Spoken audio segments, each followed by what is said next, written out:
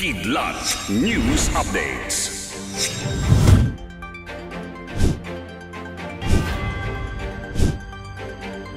Ako po si Cesar Sorian, kasama ang buong puwersa ng Kidlat News Channel para ihatid ang nangungunang mga balita sa buong kapuluan ngayon. Binigyan ng amnestiya ni Pangulong Ferdinand Marcos Jr. ang mga dating miyembro ng ilang rebeldeng grupo base sa 4 na proklamasyon na kanyang inilabas sa media ngayong araw.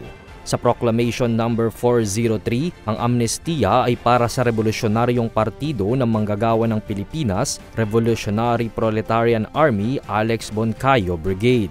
Proclamation 404, amnestiya sa CPP-NPA-NDF, Proclamation 405 sa Moro Islamic Liberation Front, at Proclamation 406 sa Moro National Liberation Front.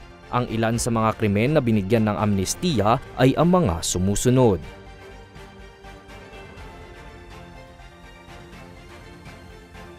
Kaugnay niyan, inisyu ng Pangulo ang Executive Order No. 47 o ang creation ng National Amnesty Commission na nag-aamyenda sa EO No. 125 Series of 2021 na ang pangunahing responsibilidad ay tumanggap at magproseso ng aplikasyon ng amnestiya at kung ang mga aplikante ay karapat-dapat na bigyan nito sa ilalim ng 4 na proklamasyon. Sugatan ng isang pulis matapos itong kaladkarin ng isang sasakyang ginagamit sa drug racing sa bahagi ng Commonwealth Avenue sa Quezon City madaling araw nitong Huwebes, November 23. Kinilala ang biktima na si Patrolman Selvin Rason na nagtamo ng iba't ibang sugat sa kanyang katawan. Ayon sa Quezon City Police District Station 16, sisitahin lamang ni Razon ang suspect dahil sa mga report na mayroong mga iligal na mga sasakyang nagkakarera sa lugar. At nang lapitan nito ni Razon, saka inabot ang lisensya ng suspect ay saka naman agad na itinaas nito ang bintana ng sasakyan at kumaripas ng takbo habang nakaipit at nakakaladkad ang biktima. Kuya! Kuya! Nasa kustodiya na ngayon ng mga otoridad ang suspect na napag-alamang isang third-year college student na mismong isinuko ng kanyang ama. Nasa kamay na din ng mga pulis ang sasakyang ginamit sa insidente. Bueneltahan ni Senator Risa Ontiveros ang China sa paratang nito na naghahanap ng gulo ang Pilipinas sa mga aktibidad ng bansa na magsasagawa ng joint patrol kasama ang Estados Unidos sa West Philippine Sea.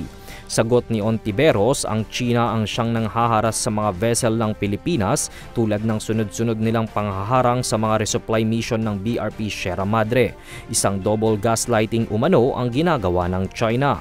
Matatandaang nagsagawa ang Armed Forces of the Philippines at United States Indo-Pacific Command ng mga tactical exercises sa mga katubigan ng Batanes at West Philippine Sea noong November 21 hanggang November 23.